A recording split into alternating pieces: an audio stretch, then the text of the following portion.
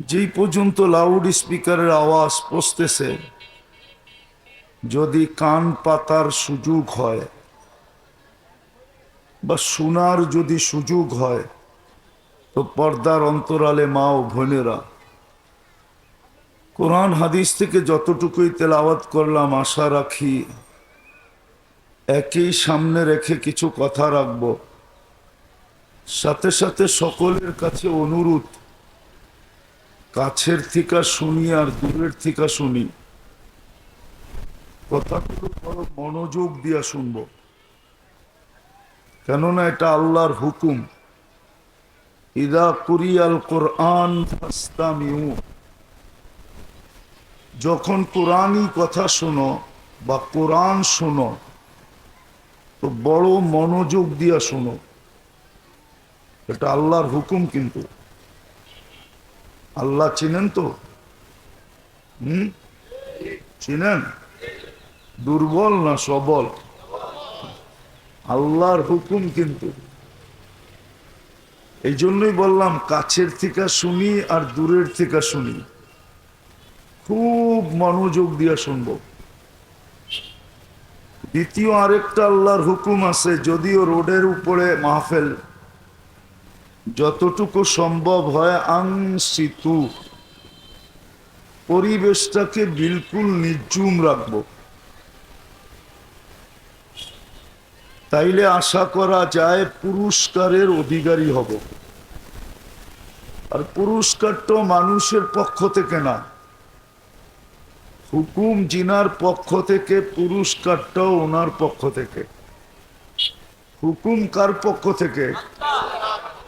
পুরস্কারটাও কে দিবে? মানুষ যত বড় হয় তার দেওয়াটাও তত বড় হয়, ঠিক না? হ্যাঁ, আপনি বলবেন মানুষের স্বভাব তো হলো অল্প দিয়া সারতে পারলেই বাঁচে, ঠিক না? অল্প দিয়া, মনে হয় বুঝাইতে পারি না। মানুষের স্বভাব কি? অল্প দিয়া বুঝাইতে পারলেই বাঁচে, ঠিক না? নাইলে শ্রমিকদের আন্দোলন করতে হবে কেন? যতটুক খাটায় অতটুক দেয় না, তাই তো? হ্যাঁ, সত্য তো। আবার রাগ হয়ে যাবো কেউ শুনলে, যদিও আমি বুঝানোর জন্য বলতেছি, কিন্তু আল্লাহর স্বভাব এরকম না। আল্লাহ যত বড়, দেওয়াও তত না। মানুষের দিলে রাজার গোলাও শেষ হয়ে যায়, ঠিক না? এটাই তো প্রবাদ বাক্য। দিলে কার গোলা শেষ হয়ে যায়? আরে ভালো মতে শুনেন, ওইদিকে দেখেন না। মানুষের প্রবাদ বাক্য হলো দিতে থাকলে রাজার গোলাও একদিন। কিন্তু আল্লাহর ভান্ডার তো কখনো শেষ হয় না, হয় নাকি? হ্যাঁ, বিশ্বাস করেন তো? না প্রমাণ দিব?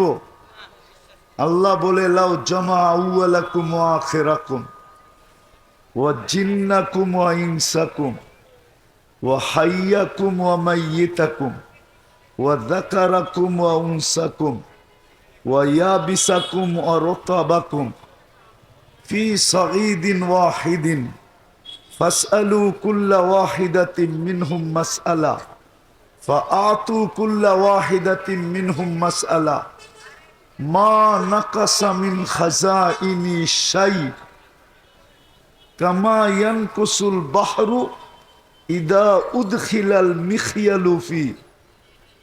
আল্লাহ বলে, তোমাদের জিন, তোমাদের ইনসান, তোমাদের জীবিত, তোমাদের মৃত্যু, তোমাদের নারী, তোমাদের পুরুষ, তোমাদের ছোট, তোমাদের বড়, তোমাদের ভিজা, তোমাদের শুকনা, সমগ্র সৃষ্টিও যদি এক ময়দানে জমা হয়, আর আমি আল্লাহর কাছে নিজের বিবেক, বুদ্ধি, বিদ্যা, আশা, আকাঙ্ক্ষা পরিমাণ যদি চাইতে থাকে, আর আমি যদি সবাইকে দিতে থাকি, তা আমার ভান্ডার থেকে এতটুকুও কমবে না।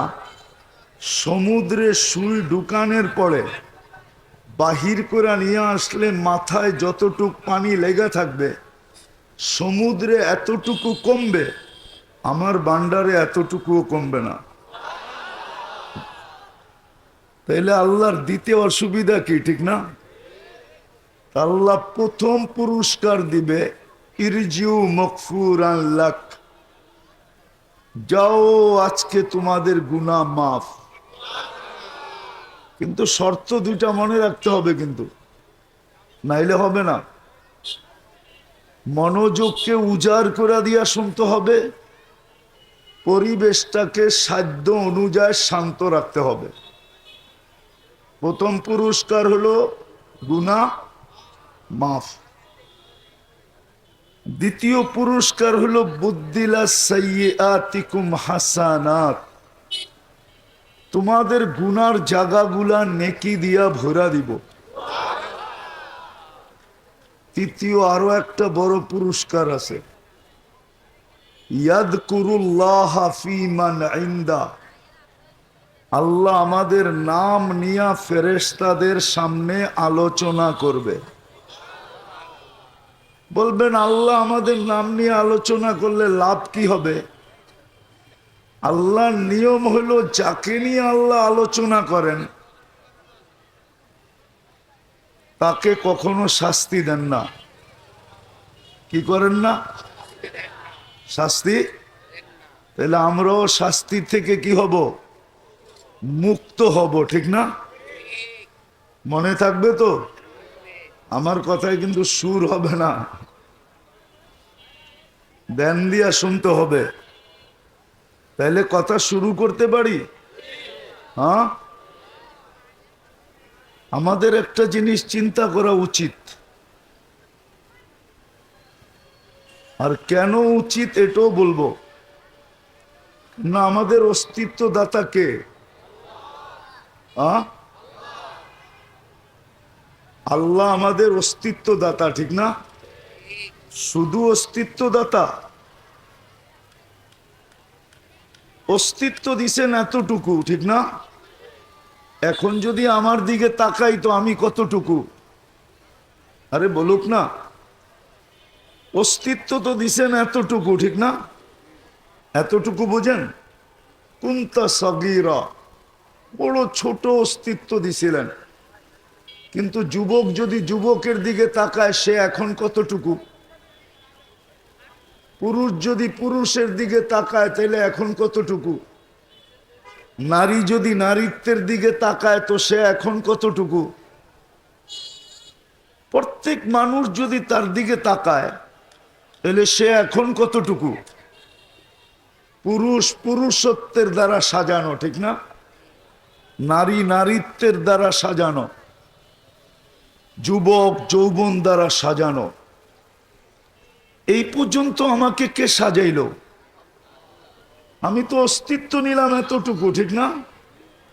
কি আর চেয়ে বড়? নাহলে আটটু বড় করি। কতটুকু অস্তিত্ব নেয়? ঊর্ধ্বে 7 পাউন্ড অথবা 8 পাউন্ড, ঊর্ধ্বে 10 পাউন্ড, এর বেশি তো একটা বাচ্চা বড় হয় না। তাহলে অস্তিত্ব নিলাম কতটুকু, আর আজকে আমি কতটুকু? এই জন্য চিন্তা করা উচিত যে আমি ছিলাম কতটুকু, আজকে হইলাম কতটুকু। এই শ্বাসটা আমাকে কে সাজাইলো? কে সাজাইলো? একটা একটা করে দেখাই, তাহলে আমার কথাটা বুঝে আসবে যে চিন্তা করা উচিত। আমি অস্তিত্ব নিলাম কতটুকু, আজকে আমার সাজ কতটুকু, এই শ্বাসটা আমাকে সাজাইলো কে? হ্যাঁ, আল্লাহ তো একমত। তাহলে এই শ্বাসটা আমাকে কে সাজাইছে? শুধু সাজায়া তো দেন নাই, শ্বাসটা এরম সাজাইলেন যে সৃষ্টির ভিতরে আমার চেয়ে উত্তম আর কেউ রইল না, আমার চেয়ে শ্রেষ্ঠ আর কেউ রইল না। এমন শ্বাস সাজাইলেন এখন সৃষ্টির ভিতরে আমার চেয়ে উত্তম আর কেউ রইল না। বিদায়ী তো আল্লাহ বলে ওয়ালাকাদ কাররামনা বনি আদম, মানুষ তোর চেয়ে উত্তম সাজের আর কেউ নাই, তুই সৃষ্টির ভিতরে উত্তম। আর সাজাইছেন কি দিয়া জানেন? হুকুম দিয়া না, কুদরতি হাত দিয়া সাজাইছেন। আল্লাহর নিজের কুদরতি হাত দিয়া সাজাইছেন। এই জন্যই তো এটা সৃষ্টির ভিতরে সবচেয়ে উত্তম। আর সাজাইলেনই, এমন সাজ সাজাইলেন, ভালো মতে বসতে হবে কিন্তু, এমন সাজ সাজাইলেন যে সৃষ্টির ভিতরে মানুষের চেয়ে সুন্দর আর কেউ রইল না। এই জন্যই আল্লাহ বলে, মানুষ তুই সৃষ্টির ভিতরে সবচেয়ে সুন্দর। আপনি বলবেন প্রমাণ? তাহলে মিশরের মেয়েরা তো ইউসুফ আলাইহিস ইসলামকে দেখা বলতেছিল, মা হাসা লিল্লাহি হাদা বাশার, এটা তো মানুষ হইতেই পারে না। ইন হাদা ইল্লা মালাকুন কারীম, এটা তো ফেরেশতা হবে, নাইলে এত সুন্দর হয় কি করে? তো আল্লাহ বলে, এটা ফেরেশতা না, এটা মানুষ। ফেরেশতাকে হুকুম দিয়া তৈরি করছি, মানুষকে কুদরতি হাত দিয়া তৈরি করছি। ফেরেশতাকে তৈরি করে ছেড়া দিছি, আর মানুষকে কুদরতি হাতে অস্তিত্ব দেওয়ার পরেও কুদরতি হাতে সাজাইছি। বিদায় মানুষই সৃষ্টির ভিতরে কি সুন্দর। প্রত্যেকটা মনে রাখতে হবে, তাইলে কথা বুঝে আসবে, নাহলে বুঝে আসবে না, নাহলে আমার আশা বেকার হয়ে যাবে। হ্যাঁ, তো আল্লাহ বলে, তোকে এমন ভাবে সাজাইলাম, সাজাইতে সাজাইতে এমন ভাবে সাজাইলাম যে গঠনের দিক দিয়া তোর চেয়ে সুন্দর আর কেউ রইল না। এই জন্যই তো আল্লাহ কসম খায়া বলেন, লাকাদ খালাকনাল ইনসানা ফি আহসানি তাকওয়িম, মানুষ তোর চেয়ে সুন্দর গঠন আমি কাউকে দিই নাই। এখন বলবেন, আফ্রিকার মানুষগুলার তো রঙও নাই, ডঙও নাই, ঠিক না? মনে হয় হাসা দিলেন, ঠিক না? রঙও নাই, ডঙও নাই। রং ডং বোঝেন? রঙে কি কালো, একবারে কালো, ঠিক না? কুটকুটে কালো, ঠিক না? আবার ডং, ডঙও তো নাই, আছে নাকি? আমি তো গুড়া বলতেছি, কিন্তু তার বড় সৃষ্টির ভিতরে গঠনের দিক দিয়া সবচেয়ে সুন্দর। কেননা বাকিগুলা তো আপনি সামনে রেখা দেখেন নাই, দেখছেন নাকি? শুধু না বুয়া কথা বলে, পরীর মতো সুন্দর। আচ্ছা, কেউ পরী দেখছে? হ্যাঁ, দেখছেন? কোনো এক্সিবিশনে দেখায় না পরী? কোনো এক্সিবিশনে দেখায় না? আরে দেখায় নাকি? গরমিয়া দেখায়? কোথাও পরী দেখা যায়? হ্যাঁ, তারপর কেমনে দেখায়? কোনো জাদুঘরে আছে পরী? পরী তো দেখেনি না আপনি, তো আপনি কেমনে বলেন পরীর চেয়ে সুন্দর? আরেকটা যুক্তি, পরী যদি সুন্দরী হইতো তাইলে কাইলা ছেড়ারে কেন ধরতো? কালোরে পরীতে ধরে না? না ধরে না? কালোরে কেন ধরলো? সুন্দর কোনোদিন কালোর সাথে প্রীত করে নাকি? মহব্বত করে? হ্যাঁ হ্যাঁ, করলে করতে পারে যদি মাথা নষ্ট হয়, ঠিক না? আর নাইলে সৌন্দর্য উঠছে সুন্দরী তালাশ করে, ঠিক না? তো পরী যদি রূপসী হইতো, কাইলা ছাড়ারে কেন ধরলো? বোঝা গেল মানুষের চেয়ে গঠনের দিক দিয়া সুন্দর, রূপের দিক দিয়া সুন্দর কেউ নাই। এইখানেই তো শেষ না। আল্লাহ বলে, শুধু অস্তিত্ব দিলাম না, তোকে সাজাইলাম না। শুধু অস্তিত্ব না, শুধু সাজানো না, 24 ঘন্টা আমি তোকে সুরক্ষিত করি। কে করেন সুরক্ষিত? কে?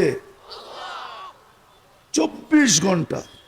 একটা উদাহরণ দিব, লাউড স্পিকার বহুত দূর, কিন্তু আবার এই ডাইন পাশের লোকেরা শুনলে যদি আইসা প্রশ্ন করে, আচ্ছা শুনাই দিই যা হবে কপালে, ঠিক না? হ্যাঁ, আল্লাহ যদি সুরক্ষিত না করত তো 2020-এ বস্তিওয়ালারা করোনায় আক্রান্ত বেশি ছিল না বস্তির অন্যদিকে আক্রান্ত বেশি ছিল? হ্যাঁ, কিন্তু দুনিয়ার কোনো পর্যটক নিয়ে আসেন, গবেষক নিয়ে আসেন, ও তো বস্তিতে ঢুকেই বলবে যে এইখানের মানুষগুলা সুস্থ থাকে, তো থাকে কি করে? আনেন উন্নত বিশ্ব থেকে,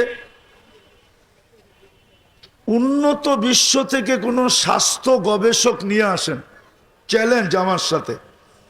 ও আপনাদের বস্তিতে ঢুকবে, আধা ঘন্টা 1 ঘন্টা ঘুরার পরে বলবে যে এইখানের মানুষগুলা সুস্থ থাকে, তো থাকে কি করে?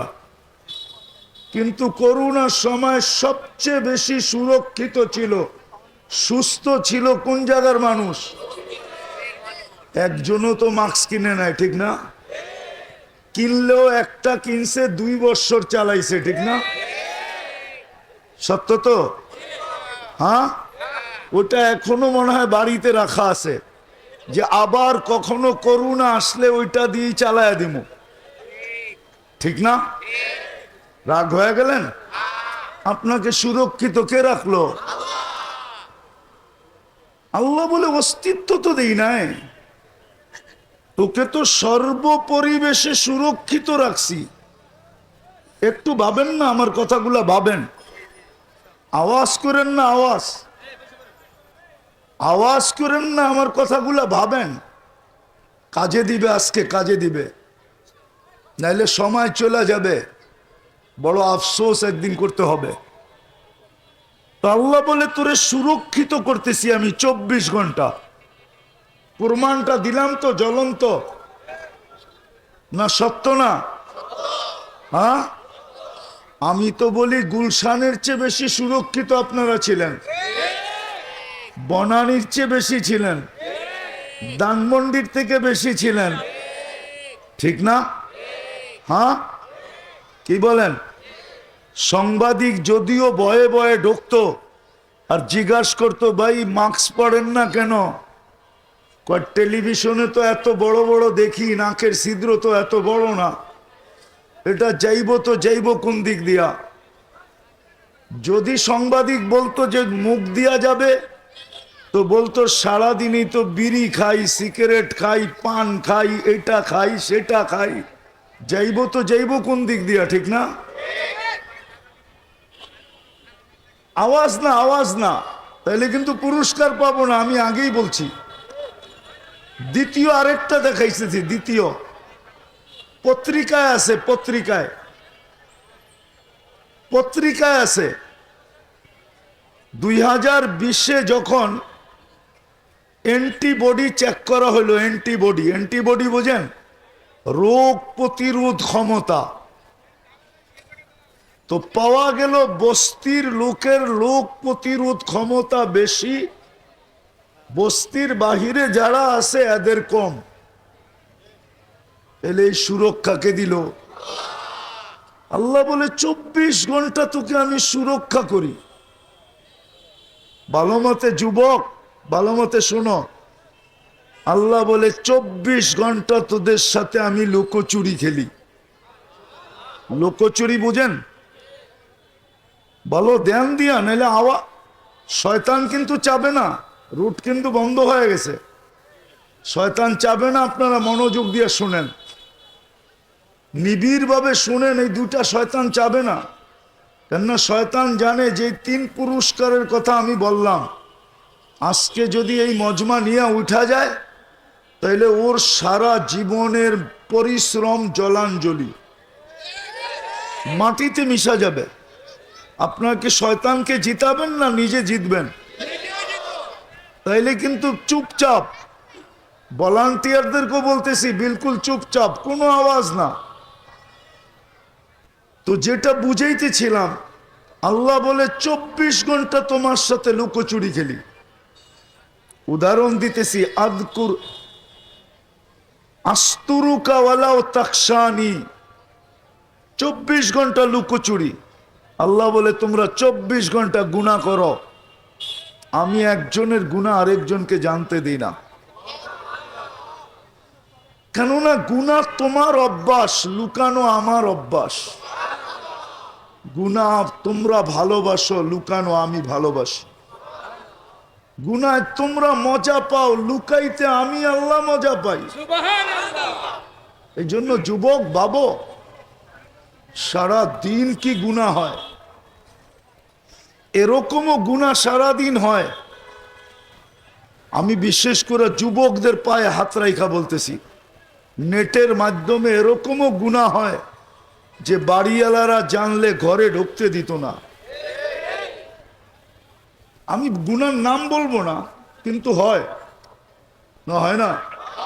হ্যাঁ, যুবকরা বলুক, হয় না? না হয়?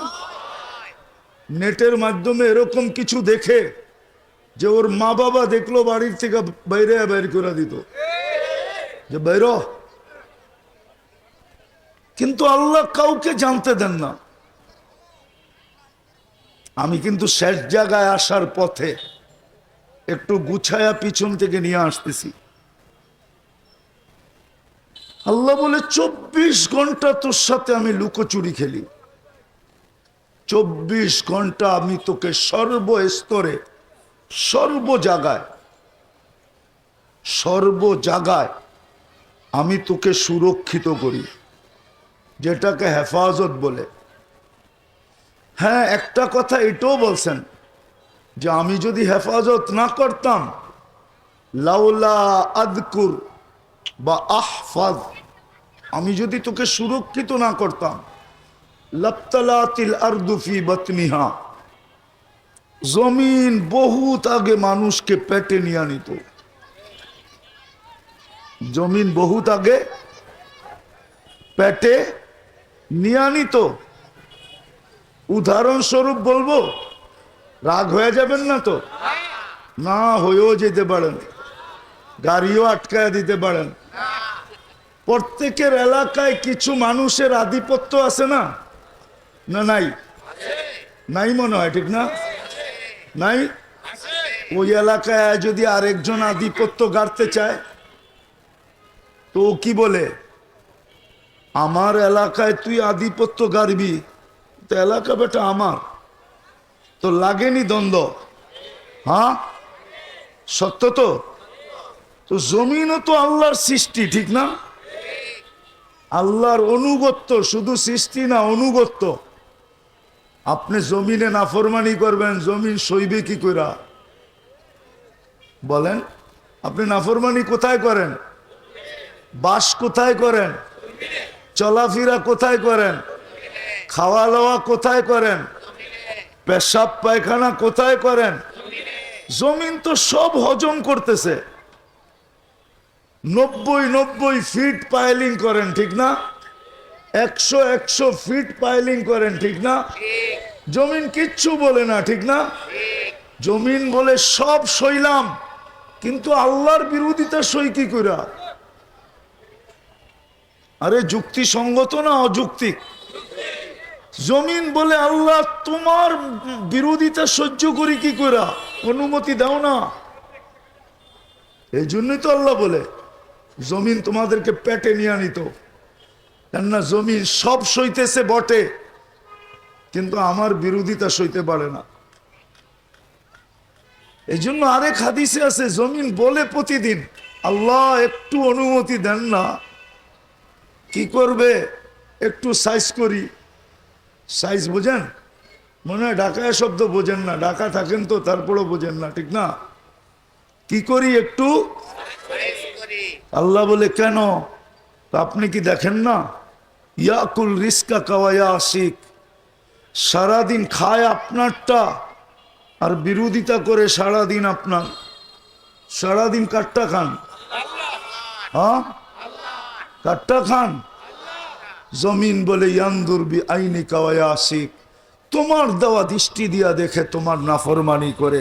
ইয়াসমাউ বি উদুনি কাওয়ায়া আশিক, তোমার দেওয়া শ্রবণ শক্তি দিয়া শুনে আর তোমার নাফরমানি করে, ইয়াতাকাল্লাম বিলিসানিকা ওয়া ইয়াসিক, তোমার দেওয়া বাক শক্তি দিয়া বলে আর তোমার নাফরমানি করে, ইউমাইয়িজ বিআকলিকা ওয়া ইয়াসিক, তোমার দেওয়া ব্রেন দিয়া ভালো মন্দ বোঝে আর তোমার নাফরমানি করে, ইয়াবতিসু বিয়াদিকা ওয়া ইয়াসিক, তোমার দেওয়ার হাত দিয়া ধরে তো ধরে, সাথে সাথে 24 ঘন্টা সব কর্ম করে, তারপরও তোমার নাফরমানি করে। আজ পর্যন্ত বাংলাদেশে আমাকে কেউ দেখায় দেখ 2 হাত বিহীন কোনো কর্মচারী কোনো ফ্যাক্টরিতে আছে? দেখান। ওকে যদি মেশিন চালানোর কাজে না রাইখা শুধু গেটে যদি বসায় রেখা বলতো তুই আসবে কে যাবে কে এটা খালি দেখবি, পারতো তো? ওর তো চৌক আছে, হাত না আছে, ঠিক না? তারপরও কি কোনো ফ্যাক্টরিতে এই ধরনের লোক আছে? অথচ প্রতিবন্ধী হিসাবে তো রাখলে ভালো হইতো, ঠিক না? কিন্তু কেউ তো, জমিন তো এটাই বলে আল্লাহ তোমার হাত দিয়ে কর্ম করে তোমার নাফরমানি করে। কর্মের পরেই তো মাসের শেষে কি টাকাটা গুনতে ভাল লাগে না লাগে না? মনটা খুশি লাগে না লাগে না? আরে কিন্তু আপনি কর্ম করলেন কি দিয়া? কি দিয়া? মেইন অস্ত্র কি? সারাদিন অটো চালায় রাত্রে যখন ফিরে 1000, 1200, 1500 নিয়ে ভালো লাগে না ভালো লাগে না? কিন্তু কামাইলেন কি দিয়া? বাকিটা বাদই দিলাম। জমিন তো এটাই বলে আল্লাহ সারাদিন কর্ম করে তোমার হাত দিয়ে আর তোমার নাফরমানি করে। ইয়ামশি বিরিজলিকা ওয়া ইয়াসিক, তোমার দেওয়া পাও দিয়া চলে আর তোমার নাফরমানি করে। দুনিয়ার সমস্ত বাহন উঠা যাক না, তাতে কি আসে যায়? 11 নম্বর তো মানুষের কাছে আসেই আছে, ঠিক না? মনে হয় বোঝেন নাই। 11 নম্বর চিনেন? 2টা পাওই তো 11 নম্বর, ঠিক না? সব বাহন উঠা যাক, এই 2টা ঠিক থাকলেই কোনো অসুবিধা। আগের যুগে তো মানুষ চলতো না, ঠিক না? 100 বছর আগে বাংলাদেশে রিক্সা আসিল কোন জায়গায়? অটো আসিল কোন জায়গায়? বাস আসিল কোন জায়গায়? ট্রেন আসিল কোন জায়গায়? প্লেন আসিল কোন জায়গায়? ছিলই তো না, ঠিক না? নাইলে 200 বছর আগে ছিলই তো না, ঠিক না? মানুষ চলতো কি দিয়া? 11 নম্বর দিয়া। 11 নম্বর। জমিন বলে পাও তোমার, নাফরমানি তোমার। কানা সাগীরা ফাকাব্বারতা, আরে ছোট ছিল ওকে বড় করলেন আপনি। কানা যায়ীফা ফাকাওয়াইতা, ও দুর্বল ছিল সুঠামত্ব দিলেন আপনি। কানা জাহিলা ফাআল্লামতা, ও অজ্ঞ ছিল শিক্ষা দিলেন আপনি। এখন অফিসার হইতে দেরি, আপনাকে বলতে দেরি করে নাই। শুধু ভুলা তো দূরের কথা, শুধু ভুলা না, মাঝে মাঝে টক শোতে দেখি আল্লাহর বিরুদ্ধে বলতে থাকে না? আপনারা দেখেন না? বলে না? মাঝে মাঝে বলে গড ইজ নাথিং, ইংলিশে বলে নাউজুবিল্লাহ, আল্লাহ বলতে কিচ্ছু নাই। অথচ আল্লাহ ওর বিলকুল কাছে দাঁড়ায় হাসতে থাকে। আকরাবু মিন হাবলিল ওয়ারিদ, সার আগের থেকে কাছে থেকে হাসতে থাকে। আর হাসে কেন জানেন? যে তুই কতদিন বলবি? ইলা আজালিম মুসাম্মা, একটা নির্দিষ্ট সময় পর্যন্ত তোকে ইচ্ছা শক্তি দিছি বিদায় তুই বলতেছিস। সীমারেখা আসতে দেরি, তোকে ছোমাইরা উঠাইতে দেরি করবো না। তারপরে জিজ্ঞাসা করব আল্লাহ আছে না নাই, ঠিক না? জিজ্ঞাসা করবে না করবে না? ওই দিন কি বলবে? ওই দিন তো চিৎকার দিয়া বলবে রব্বানা আবসারনা, আল্লাহ চোখে দেখা ফেলছি, ফারজি'না আমাল সালিহা, পাঠান আর ভুল হবে না। ইন্না লামুকিনুন, আমার দিলে কাইথা গেছে। আল্লাহ বলবে কাল্লা, আর কখনো সময় সুযোগ হবে না। তো যেটা দেখাইতেছিলাম, 24 ঘন্টা আমাদেরকে সুরক্ষা করতেছেন, ঠিক না? আমি শেষ জায়গায় চলে আসছি, কিন্তু শেষ জায়গায় চলে আসছি। এরকম গণাইতে গেলে রাত্র শেষ হয়ে যাবে, হইতে পারে আমার জীবনটাও শেষ হয়ে যাবে। আল্লাহর নেয়ামত গয়না শেষ করা যাবে না, যেটাকে আরেক শব্দে কোরআন বলে ইহসান, গয়না শেষ করা যাবে না, যেটাকে কোরআনে আরেকটা বলে আল্লাহর নেয়ামত গয়না শেষ করা যাবে না। কিন্তু আমি আপনাদের কাছে প্রশ্ন করি, সারা দিন এই পর্যন্ত যা আমি দেখাইলাম, আর বাকি সময়ের কারণে একজনের পক্ষে এতগুলা দেখানো সম্ভব না। 24 ঘন্টা অক্সিজেন কান নেই। হ্যাঁ, আল্লাহ যদি এইখান থেকে 1 মিনিটের জন্য অক্সিজেন সরায়া দেন, কি হবে? হ্যাঁ, কি শেষ মানি মৌত, ঠিক না? হ্যাঁ, মৌত না? হ্যাঁ, রাগ হয়ে যাবেন বললে? হ্যাঁ, এই বস্তির ভিতরে ঢুকার পরে দুনিয়ার কোন শিক্ষিত মানুষকে ঢুকান, দুনিয়ার আপনারা সবাই চান্দা কইরা কোন হাই লেভেলের দুনিয়ার কোন উন্নত দেশ থেকে কোন গবেষককে নিয়ে আইসা বলেন যে এই পরিবেশটা কেমন, তো বলবে তোমরা এখানে বাইচা আসো কি কইরা। কিন্তু এইখানে যদি মেশিন দিয়া তালাশ করা হয়, তো 24 ঘন্টা আপনি পিওর অক্সিজেন নেন না নেন না? হ্যাঁ,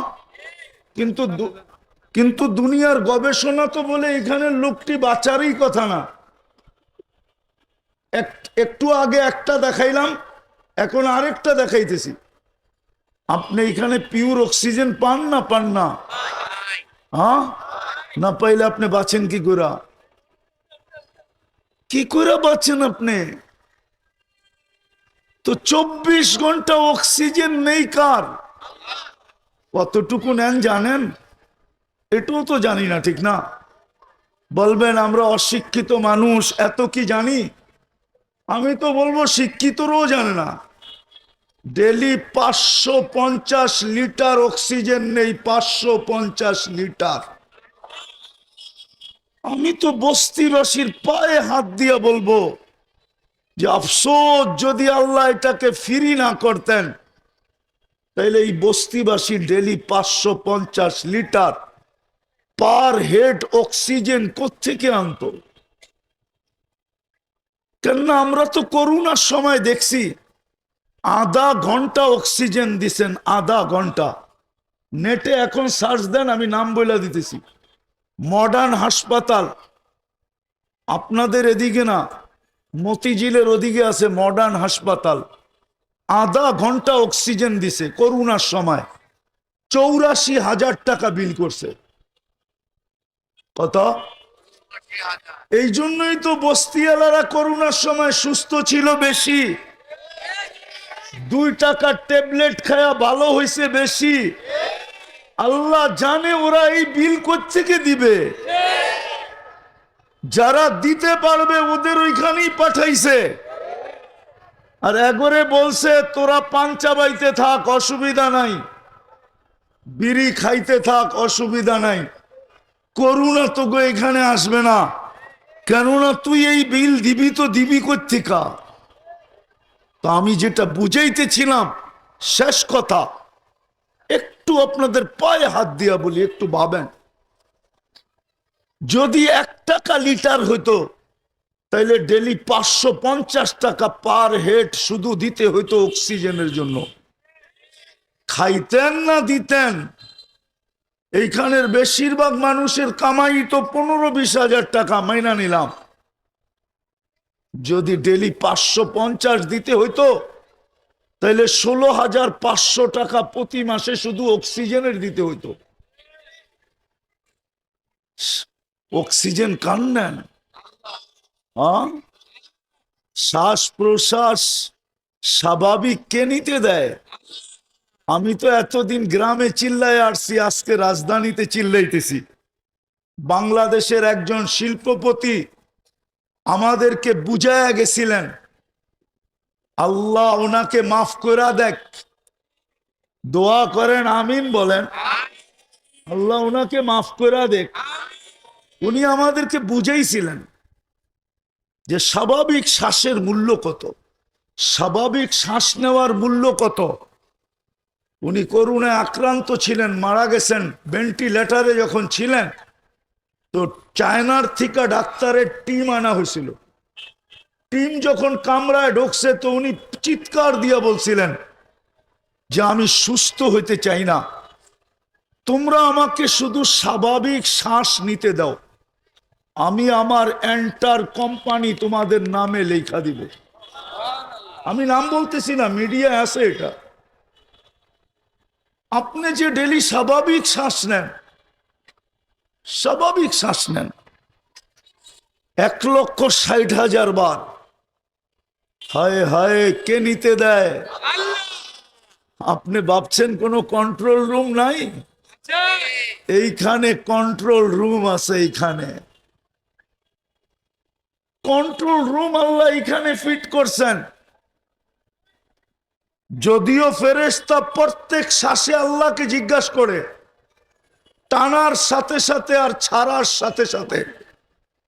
টানার ছাড়া কিন্তু হয় ন্যানো সেকেন্ডের ভিতরে, ন্যানো সেকেন্ড। ভাই আওয়াজ না, আওয়াজ না, ন্যানো সেকেন্ডের ভিতরে টানে আর ছাড়ে। আমি অন্যদিকে যাইতেছি না। প্রত্যেকবার ছাড়ার সাথে সাথে ফেরেশতা জিজ্ঞাসা করে, আমসিক আও আতরুক, আল্লাহ বন্ধ করে দিব না খোলা রাখবো? আল্লাহ 1,60,000 বার মেসেজ দেয়, উতরুক ওয়ালি আবদি আজাল, উতরুক ওয়ালি আবদি আজাল, উতরুক ওয়ালি আবদি আজাল। খোলা রাখ, আমার বান্দার জন্য সীমা রেখা দেওয়া আছে। যেদিন সীমা রেখায় পা দিবে তোকে আমরা খবর দিব, মেসেজ দিব, বার্তা দিব। টানবে তো আর ছাড়তে দিবি না, ছাড়বে তো আর টানতে দিবি না। ডেলি শ্বাস প্রশ্বাস নেন কার? হ্যাঁ, বস্তির মানুষ, বাসানটেকের মানুষ ভালো মতে বোঝেন। যদি 1 পয়সা পার শ্বাসে আল্লাহ বিল ধরতেন তাহলে ডেলি 1600 টাকা বিল দিতে হইতো। 1600 টাকা ডেলি। মাসে কত? 1,60,000 পয়সায় 1600 টাকা হয়? জিজ্ঞাসা করেন ম্যাথমেটিক্স আলাদেরকে। 1600 টাকা দিতে হইতো মাসে। কত?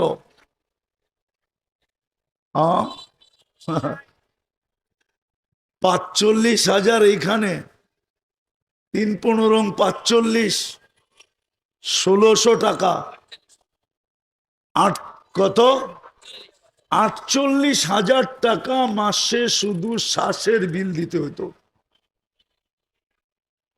কোনদিন কি ভাবছেন? ও যুবক, ভাবছো? তাফালিং তো বাসানটাকে কম করো না, ঠিক না? রাগ হয়ে গেল? হ্যাঁ, গাড়ি আটকায় দিবা না তো? আমিও কিন্তু ঢাকা শহরে থাকি, এটা বুঝালো।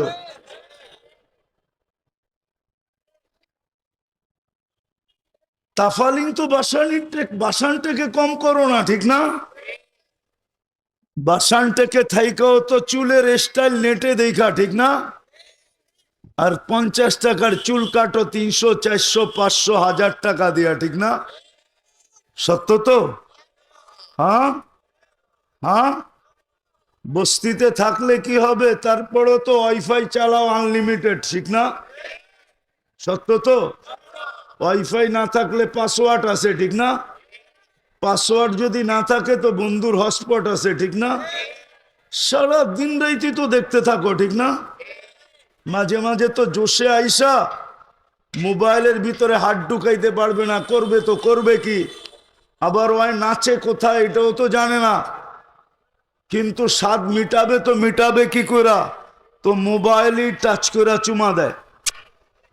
জিগান হাসেন কেন? দেয় না দেয় না? কি কয় যুবকরা, দেয় না দেয় না?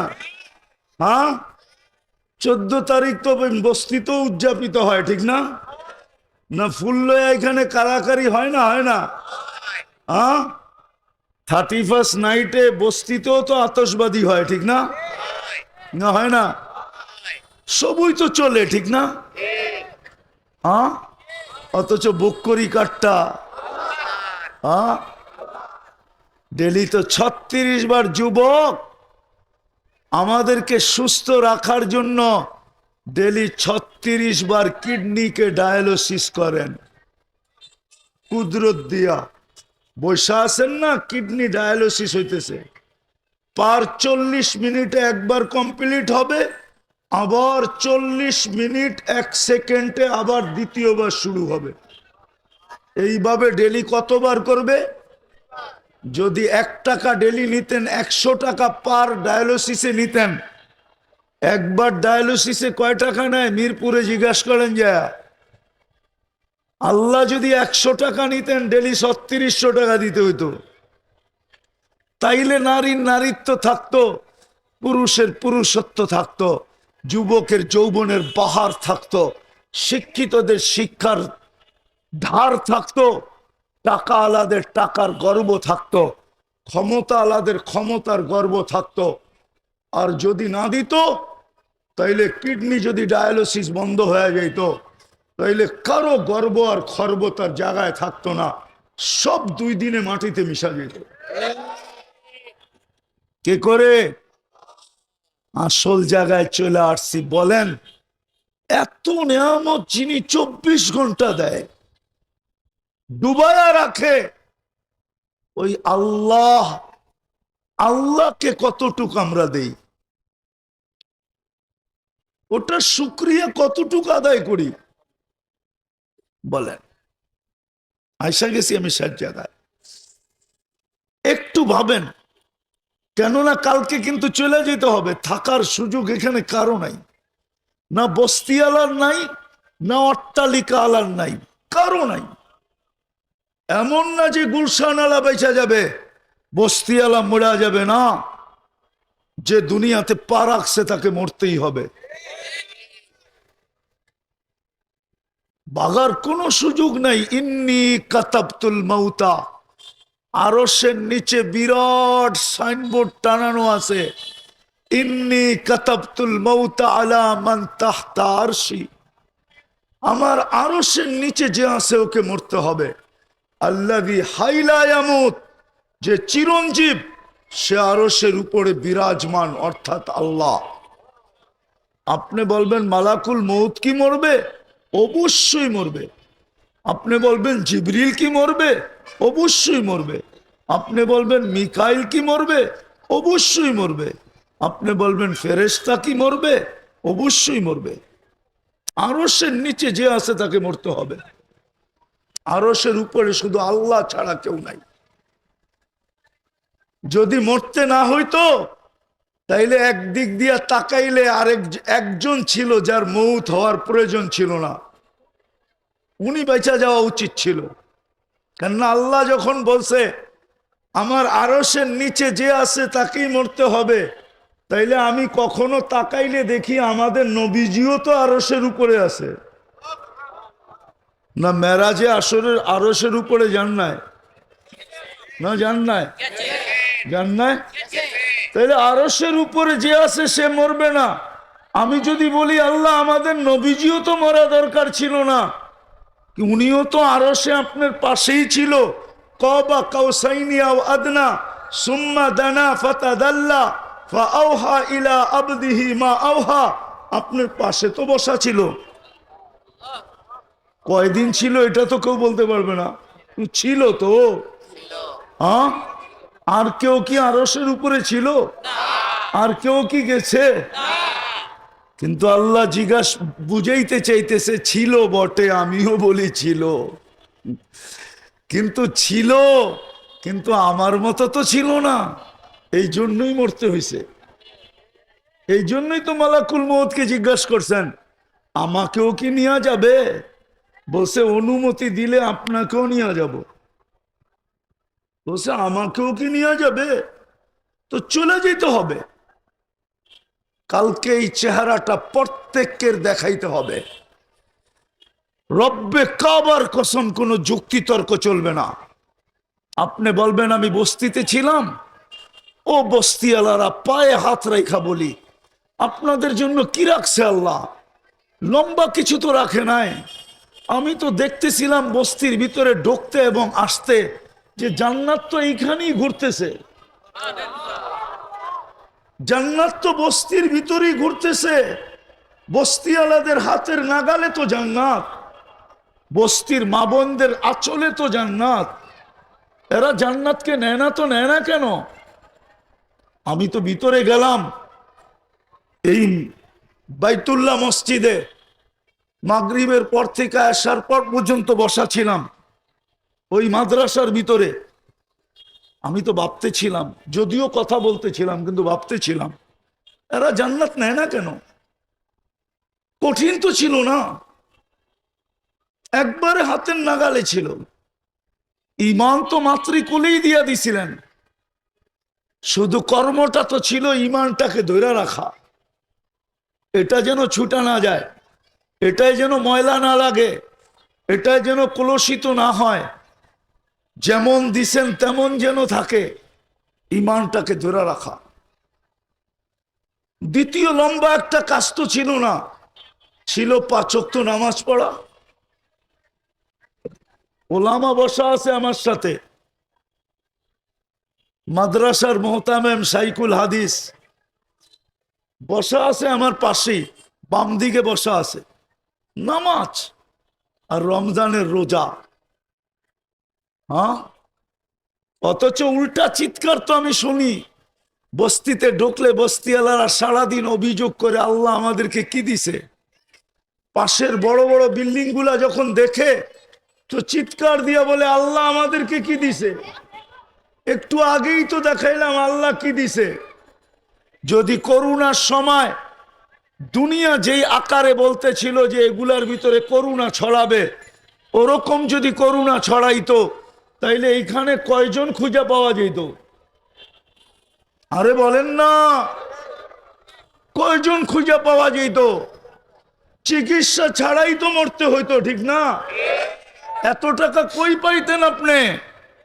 আপনাকে বাঁচাইলো কে? তো আপনি বলেন কি করে আপনাকে কে দিল? কি দিল বলেন কি করে? লজ্জা লাগে না?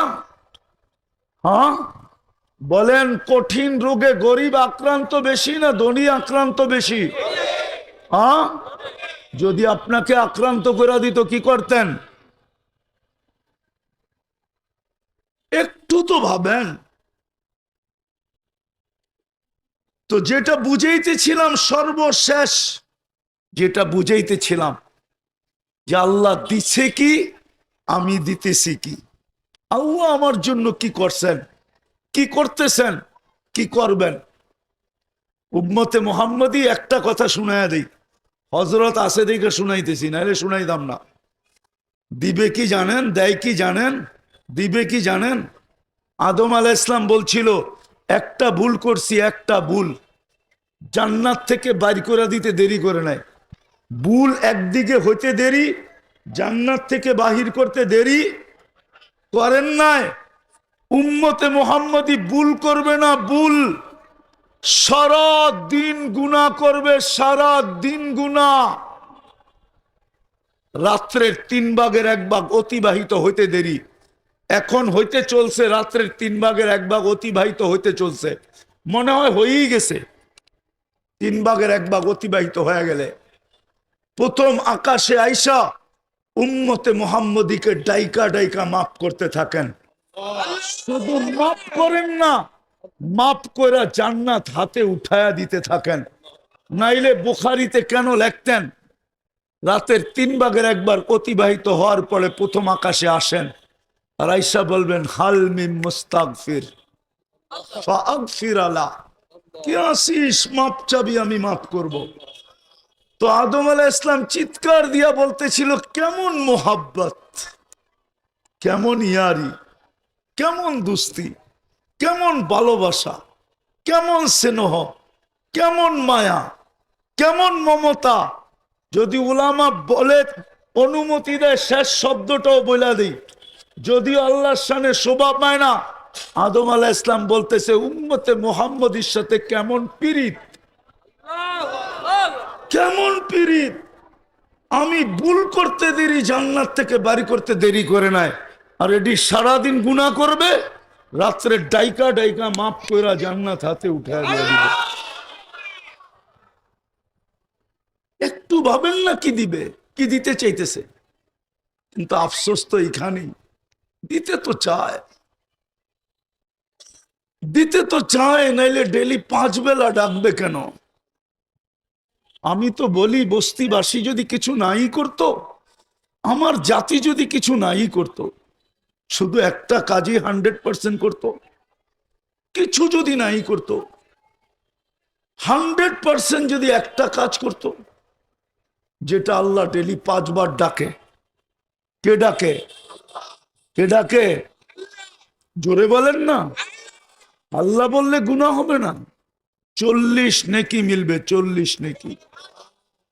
হ্যাঁ, আল্লাহ বলার 40 নেকি অন্য 40-এর মতো না, সংখ্যার দিক দিয়া সমান, গাঠটির দিক দিয়া সমান না। উদাহরণ দিলে বুঝবেন, 1 মণ তুলা 1 মণ লোহা ওজনে সমান তো, কিন্তু গাঠটি কোনটা বড়? কত বড়? হ্যাঁ, উনি তো খালি অনেক কয়, এত ছোট করে অনেক কইলে হবে না, কত বড়? অনেক বড়। আল্লাহ বলা 40 নেকির গাঠি, যদিও সংখ্যায় 40 অনেক জায়গায় সমান হতে পারে, কিন্তু গাঠটি এত বড়, রব্বে কাবার কসম মিজানের পাল্লায় জায়গা হবে না ওই 40 নেকির গাঠটি। কেননা আল্লাহ কার নাম? আরে বলেন না, কার নাম? আপনি বোঝেন নাই আল্লাহ কার নাম। আল্লাহ তো নাম হইল ওনার, যিনি হইলেন রহমান, যিনি রহিম, যিনি মালিক, যিনি কুদ্দুস, যিনি সালাম, যিনি মুমিন, যিনি মুহাইমিন, যিনি আজিজ, যিনি জব্বার, যিনি মুতাকাব্বিরুল খালিকুল বারিউল মুসাব্বিরুল গফফারুল কখারুল আখাবুর রাসাকুল ফাত্তাহুল আলিমুল কাবিদুল বাসিতুল খাফিদুর রাফিউল মুইজ্জুল মুদিল্লুস সামিউল বাসিরুল হাকামুল আদলুল লতীফুল খবীরুল হালিমুল আযীমুল গফুরুশ শাকুরুল আলিয়ুল কবীরুল হাফিজুল মুকিতুল হাসিবুল জলিলুল করিমুর রকিবুল মুজিবুল ওয়াসি আল হাকিমুল ওয়াদুদুল মজিদুল বাঈসুশ শহীদুল হকুল ওয়াকিলুল কবিয়ুল মতিনুল ওয়ালিয়ুল হামিদুল মুসি আল মুবদি আল মুঈদ আল মুহয়ি আল মুমীত আল হাইয়্যু আল কাইয়্যুম আল ওয়াজিদ আল মাজিদ আল ওয়াহিদ আল আহাদ আল সামাদ আল কাদির আল মুক্তাদির আল মুকদ্দম আল মুআখ্খার আল আউয়াল ওয়াল আখির আল যাহির ওয়াল বাতিন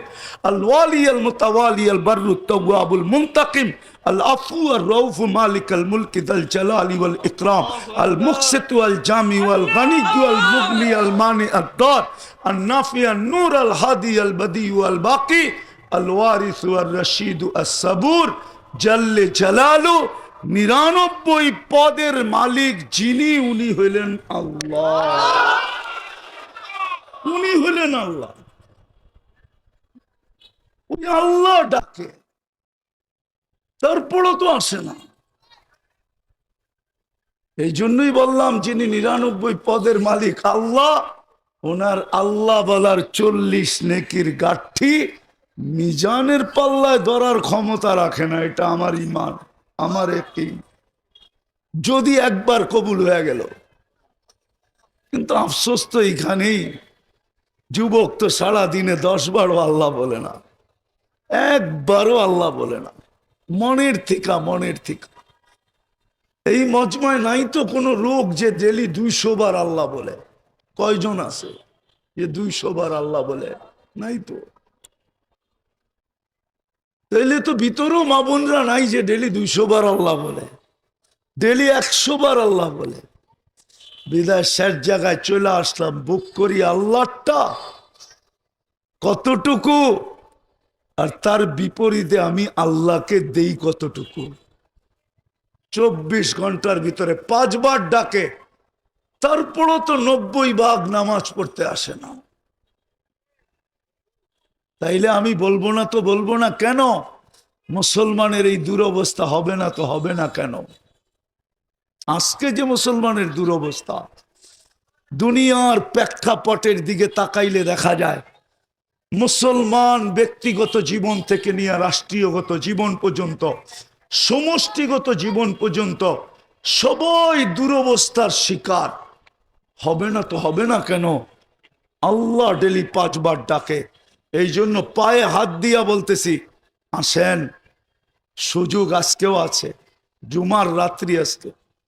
সূর্য কিন্তু বলতে বলতে ঢাকা শহরে ডুবছে। লান আউদ ফি হায়াতিকা আবাদা। ও ঢাকাবাসী, ও বিক্রমপুরবাসী, হইতে পারে কাল সকালে তোমরা আমাকে কেউ উঠতে দেখবে না, আমি উঠবো কিন্তু তোমরা দেখবে না। এরকম জায়গা একটা না, দুইটা না, তিনটা না, চারটা না, 5টা না, 10টা না, শত আমার এই 2 চোখে দেখা আছে।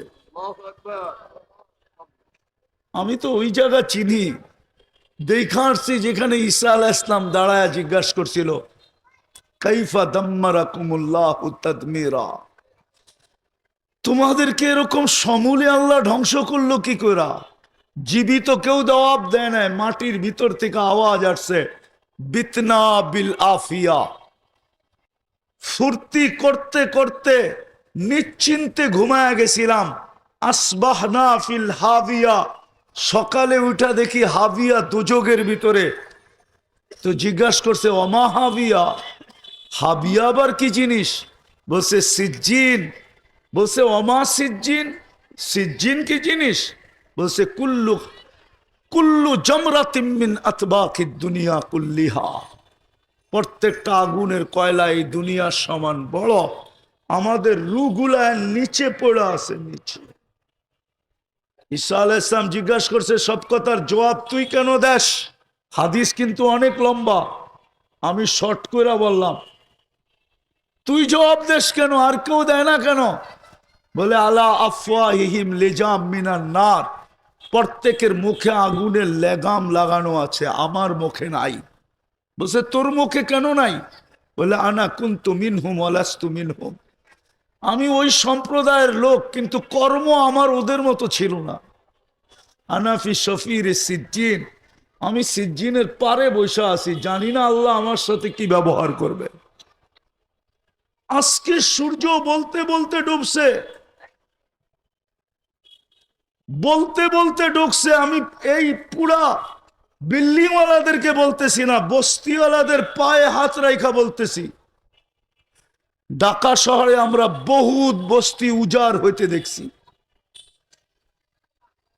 আজ পর্যন্ত ওই অলৌকিক আগুনের সূত্র আজ পর্যন্ত কেউ খুঁজে পায় নাই, যে অলৌকিক আগুনের সূত্র কোত্থেকে হইল।